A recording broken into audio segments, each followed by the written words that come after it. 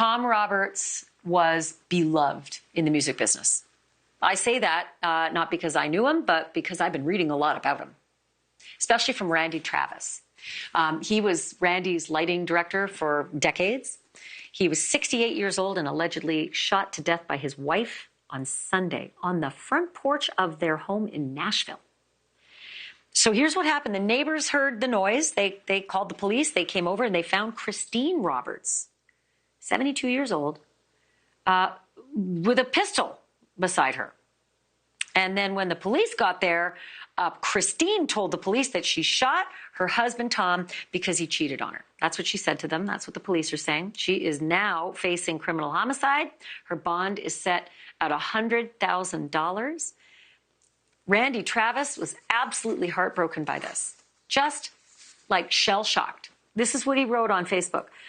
The stage has gone dim with the passing of Tom Roberts. For many years, the Randy Travis Band and crew had the opportunity to share the winding roads and the beautiful venues with one of the very best stage lighting technicians in the business. Tom not only had a magical sense about lighting a stage, but he had a quiet, charismatic presence that ignited your soul. And then Travis did this. He ended his post, and this one really just got me. He said, "Tonight I will look toward heaven, and I am sure I will see flashes of Tom's handiwork in the night sky, letting us know he is home and all is well." Tom not only worked with Randy, he worked with other legendary artists like Vince Gill and Olivia Newton-John. And Geoff Howes was friends with Tom Roberts for just about his entire life. And he is live with me now. Geoff, I am so sorry to hear about this passing of your dear friend. It looks as though you guys knew each other since, what, kindergarten? Yes, yeah. We met in 1960 when we were in kindergarten in Royal Oak, Michigan. And we've stayed in I'm so touch sorry to entire time since then.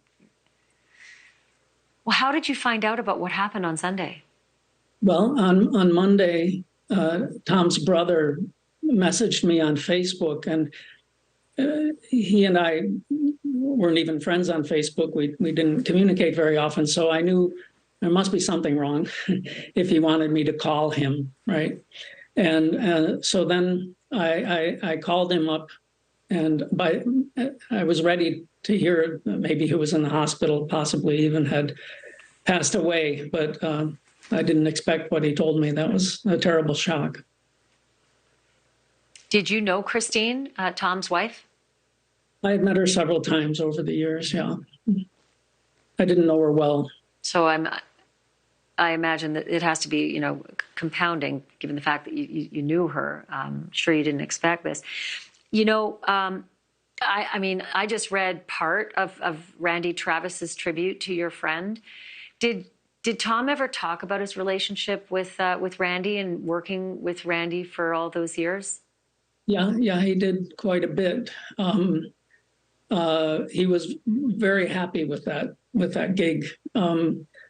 One reason he stayed so long, but he talked about how good, what a great atmosphere it was in Randy Travis's organization, and you can see these pictures. He did have a personal relationship with him, and felt really at home there.